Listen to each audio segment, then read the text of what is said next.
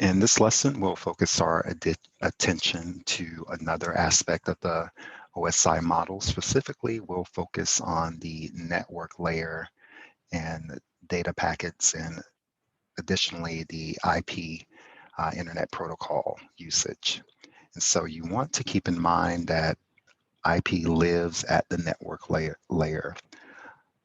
So let's specifically take a look at layer 3 and how it relates to the appropriate transport layers as well. Let's first start off with a little bit of history of IP. The Internet Protocol as we know it is the principal communication protocol that we use for connecting to networks and publicly sharing information. But in the past, there was no widely available public internet. We had specific islands of connectivity that could be used, and these were provided and facilitated through the data link layer networks throughout the 1980s. And so this was what was caused the creation of the Ethernet, 802.11 wireless networks, token ring, other components such as AppleTalk, RS-232, ATM, and other available data link networks. And so how do we build a network of networks?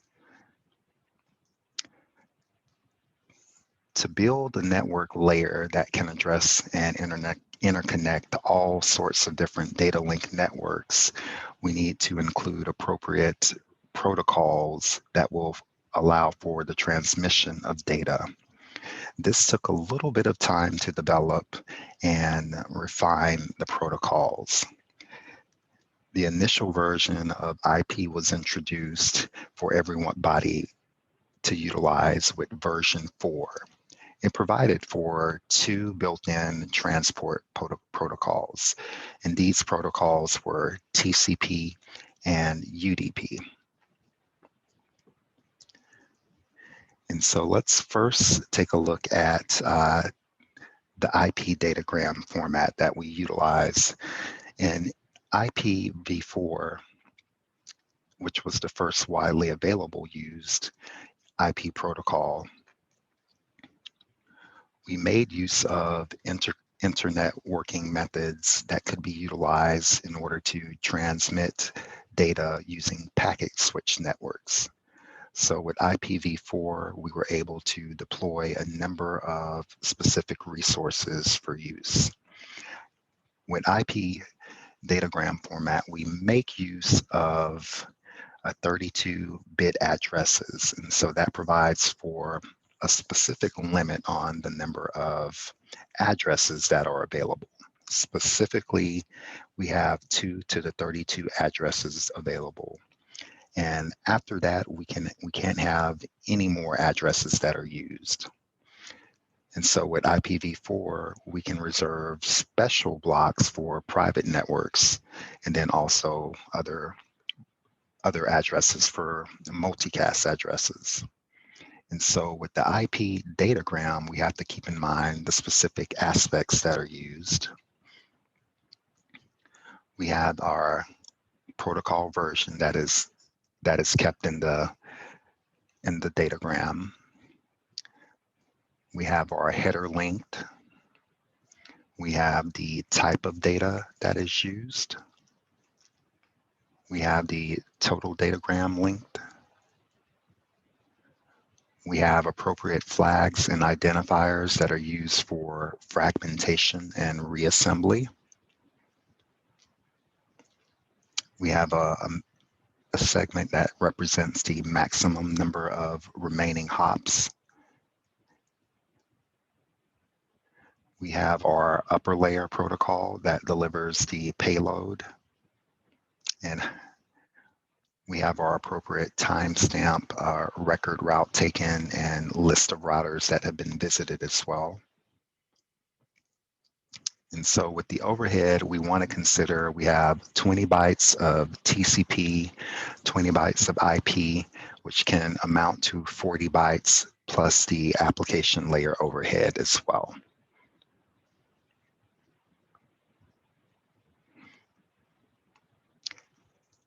And so our IPv4 header is utilized to represent the information that we need. With IPv4 addresses, again, we have 32-bit integer values that are used. And so most of the time, these can be written using dot decimal notation, and that can consist of essentially 4 octets that will represent the address, and these can be specified in decimal numbers.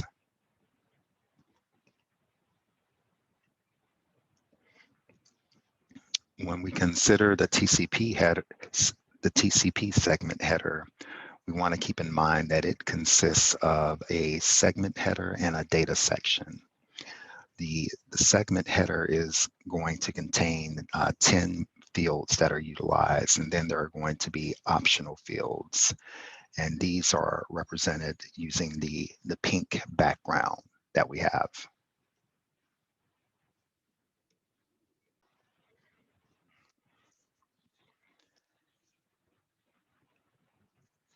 Also with our TCP segment header, we have the data section that follows the header and the payload data that's going to be carried for the application. We have other fields also, such as the source port that's used for the identification of the sending port, the destination port that is used to identify the receiving port. We have our sequence number that's going to be 32 bits as well. Other components include appropriate flags. We have our acknowledgement that is used. We have our congestion window reduce flag. We have our ECN echo flag, as well as our URG, which is an urgent pointer field, and our reset connection and push function flags that are also a part of our TCP header.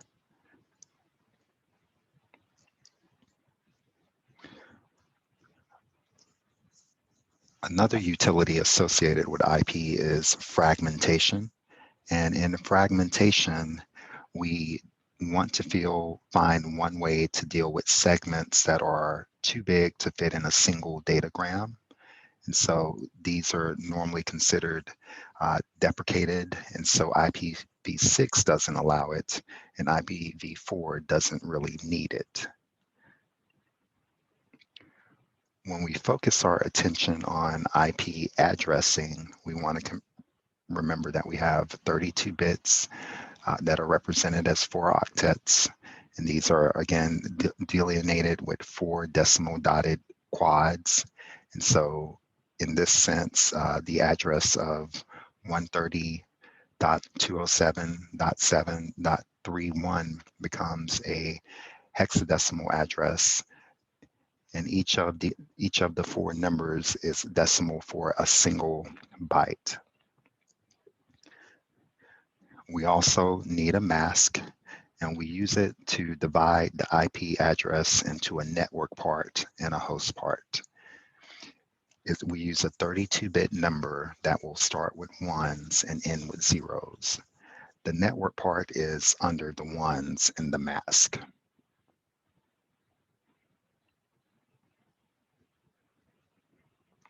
So there are exactly 33 valid masks. Subnet and CIDR notations are also used. We have 2 different notations that have the same meaning. So in our address represented, it's equivalent to our address below. So in this example, the network part is going to be the first 26 bits, and the host will be the last 6 bits. There are various ways that you can easily calculate this using a subnet calculator if you're not used to doing it on your own. But the subnet calculator will provide you with a quick and easy way to identify if 2 addresses are a part of the same network. Cisco equipment often uses the the former notation, and many other modern tools use the latter. So that's important to keep in mind as well. And so what does it mean to be on the same network? When we consider in the IP world, it's simple. If network bits between two addresses are equal, they are on the same network. This means that the data link layer will be called on to deliver our packet of interest. So if we consider a few examples, once we are able to convert it and consider the first 24 bits, for the first address where we have 130.207.7.23 and the destination IP being 130.207.24.16 with our appropriate mask indicated, we would need to calculate if the two addresses are on the same network based off of the first 24 bits. In this example, it is a yes. We have a few other examples here below where we can identify that they're not on the same network and that they are on the same network for our third address, source and destination. And for our fourth address, source and destination, they are not on the same network. So if we were to consider in a little bit of detail, if we have the address 143.215.14.243 and 143.214.14.242, if the mask for each is 24/24, are these two IP addresses on the same network? And if we look at the first 24 bits of the two addresses,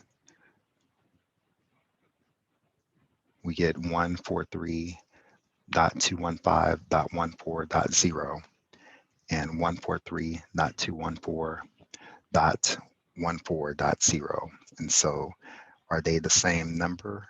No. Now let's consider the address of 143.215.14.243 and then 143.214.14.242. And in this case, we want the mask to be /15. And so keeping this, we have to compare the first 15 bits. And so keeping the first 15 bit of the two addresses, we get 143.214.0.5, where 215 is going to equal 110.10111, and the first 7 bits are 110.10110. And then we get 214 of 110.101.110, and the first 7 bits are 110.10110. And so keeping these the same, are they the same number? Yes, they are. So that is an easy way to determine whether two addresses are on the same network.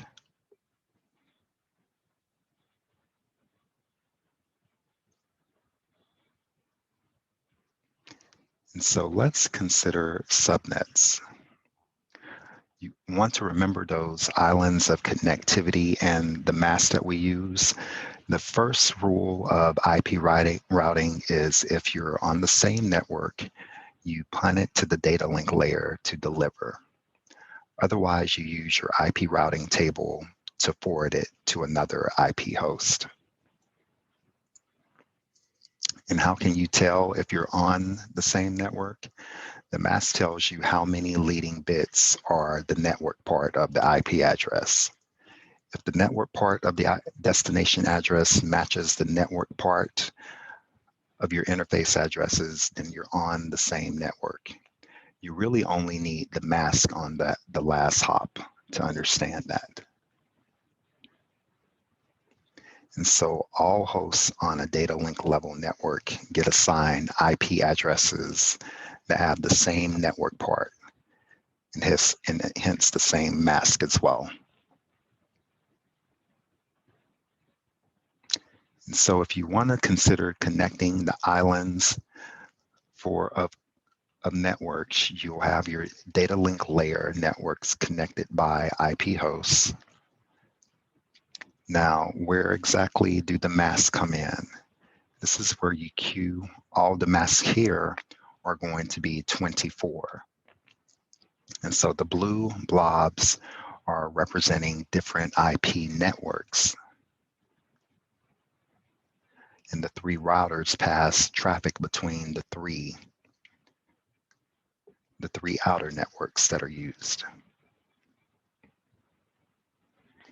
So let's consider, for example, traveling between 223.1.1.2 can talk to 223.1.3.2. 223.1.1.2 will send its packet for 223.1.3.2 to 223.1.1.3 via layer 2. The top router knows how it's connected to the other two routers, and so it sends the packet from 223.1.1.2 to 223.1.7.1. The bottom right router knows it has a connection to 223.1.3.0/24. So it sends the packet from 223.1.1.2 to 223.1.3.2. And so we would say that this route has two hops to represent the two routers that it has to pass through.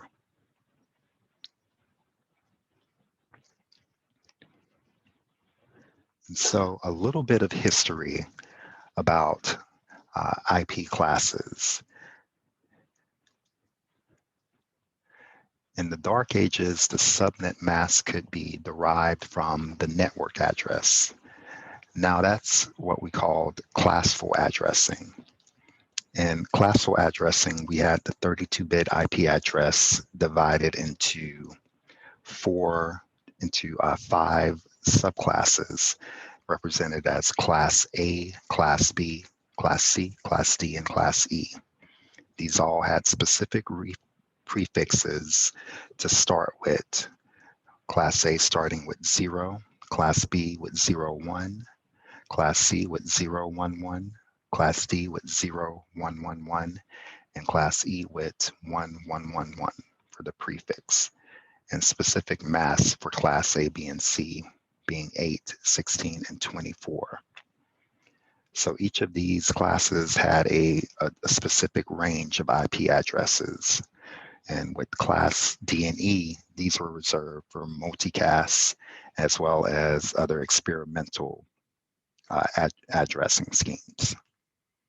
And essentially the order of bits in the first octet is what determined what the class was.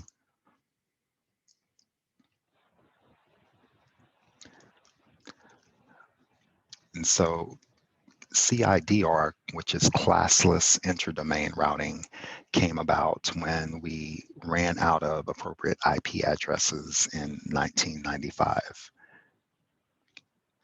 This was a clever solution to a problem in that it turns out that you only really need the mask if you're connected to that network. So now we simply specify the mask for the local subnet of each host. And so in this way, for allocating IP addresses, we take into consideration the IP routing that can be used. And so the IP addresses will consist of two groups of bits, with the most significant bits for the network prefix. This is what is used to identify a whole network or a subnet.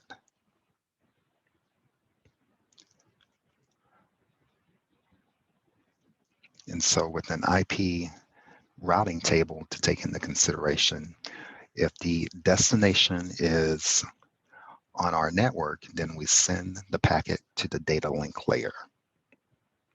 We'll look through the routing table and choose the match with the longest prefix or the largest mask. Then we send the packets to that gateway. So let's consider which line does 128.61.5.82 match.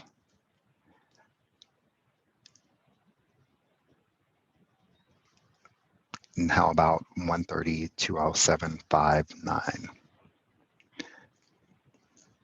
We can resolve these by creating an appropriate routing table.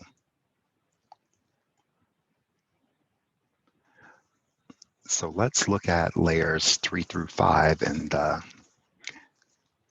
deal with IP. These will be the session layer and transport layer that utilize TCP and UDP.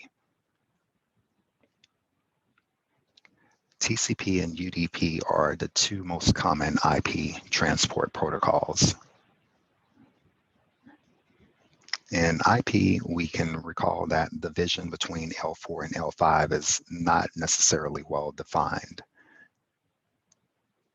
So when we consider ports and connection addressing, we know how to get packets from one host to another. But how do we identify conversations? How does one distinguish UDP and TCP traffic from different services that share the same network interface? On each side of a conversation, port numbers are used to define unique connections. Often the destination port on the first packet is a well-known or registered port number. And so the fields are not actually ordered this way in the packet. With TCP and UDP protocols, we always consider the addressing as a quadruple. So we'll have the source IP, the source port, the destination IP, and the destination port. Trick question, how are ports used in ICMP conversations? Well, let's look at where that ordered quad shows up in the segment. With TCP and UDP port addressing, we specify the source and destination port numbers in their packet headers.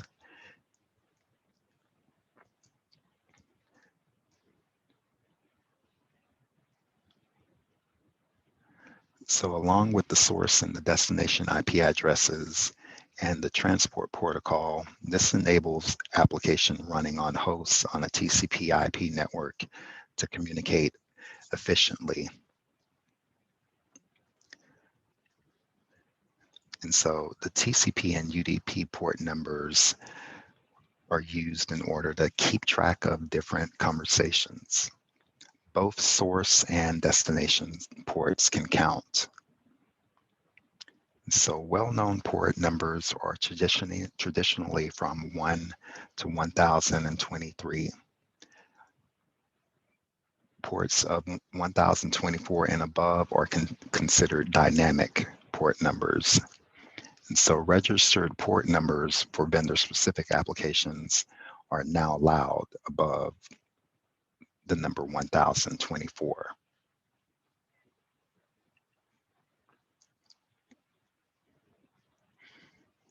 Destination ports are chosen based on the desired service. So often chosen based on the URL prefix. HTTP goes to 80 and HTTPS goes to 443, for example. So source ports are usually chosen by the IP stack to be unique among all open connections. Following this approach, that makes the ordered quad unique among open connections. So this is how we keep connections separate even though the IPs are the same. So let's consider conversations that can occur. When a web browser opens each connection, it doesn't specify a source port. So this allows the TCP stack to pick a source port that isn't in use by any conversation on that host. So if we have a communication that occurs between a browser and a web server, we're able to identify the source and destination ports in that connection. And so the TCP stack uses the quad 193.12.1.5, 313.39, 130.207.17.1380. And its reverse is used to distinguish the two separate conversations. So that's how you're able to tell the sending conversation and versus the receiving conversation. Each connection will get its own unique sequence number, window size, and is treated as a completely separate conversation.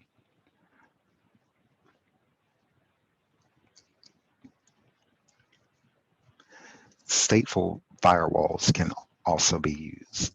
These are utilized to follow a predefined policy on which ordered quads are allowed from which direction. So for example, there's inbound packets are not allowed, while outbound packets are allowed.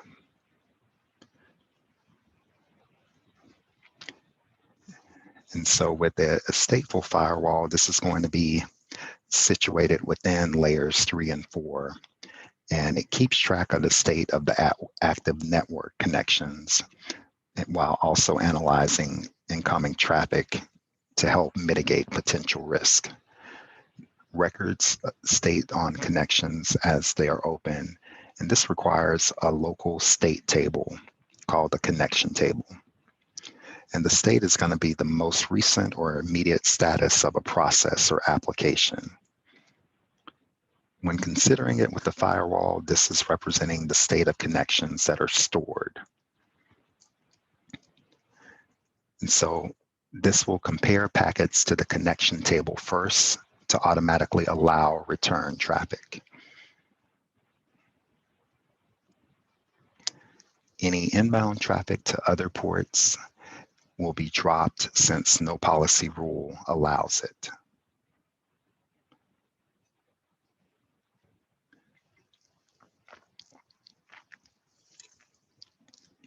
We can also do other protocol verification to drop malicious or badly formed traffic as well.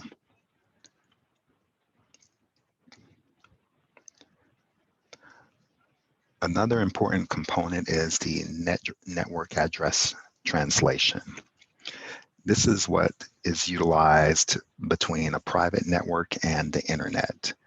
And so it provides us with a mechanism for mapping IP address space into another modifying network address. So there are different types of network address translations that can occur. We have static one-to-one NAT, and this is a mapping is configured so that the source address or destination address is changed from or to the mapped address on transit. Then we have checksums or recalculated. We have dynamic one-to-one NAT, which is the same as static, but a public address from a pool isn't mapped until a private address attempts to cross the network address translation device.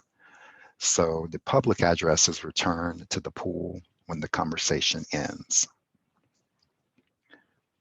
We have our PAT or NPAT, which builds on dynamic NAT, but both the source address and source port are mapped to an address and port from the public pool.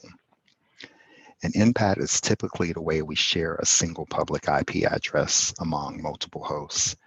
Another way we've managed the scarcity of public IP addresses.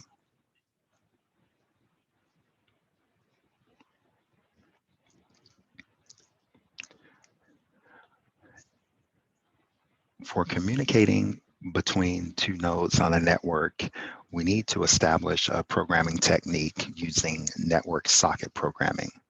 And so we have one socket that will listen on a particular port for an IP. The server sets up what's often known as a listener, and that's bound to a specific destination port. And so the server will have appropriate methods for socket, socket op, bind, and listen. The client makes a connect request to the listener. And so the client will use its socket method and the connect method. The listener will then accept the connection. Now the client and server can send data back and forth using send and receive or write and read system calls.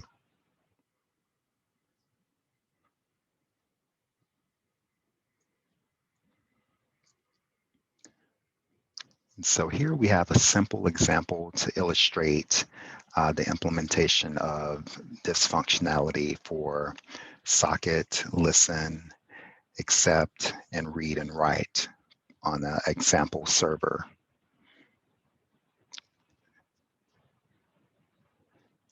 We have the same for our example client, where the server and port number are passed as arguments. This allows for us calling our socket method, our connect method, and our write and read methods.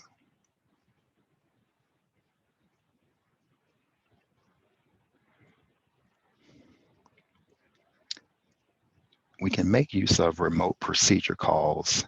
This is when a program will use a procedure to execute in a different address space. And so this creates a higher level abstraction that allows the client to call a procedure. So we simply replace the call function with the shim function that does the following. It packs the arguments into a network packet, sends the packet to the listener,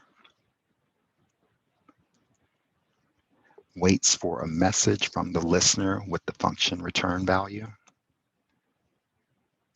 The listener is a process in an infinite loop in this case, and it waits for a message containing arguments.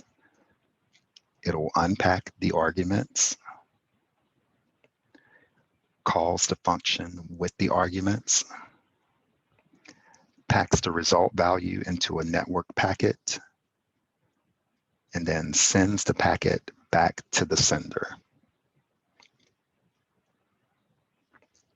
Then the loop repeats after it's sent. Then the packet is received and unpacks the data into the function results value. And the function's caller never knows that the work was done elsewhere. That is the basic premise of remote procedure calls.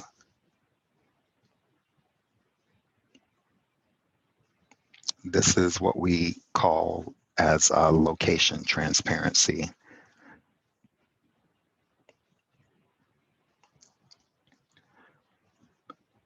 We also make use of network file systems. In this case, Linux network file system is illustrated.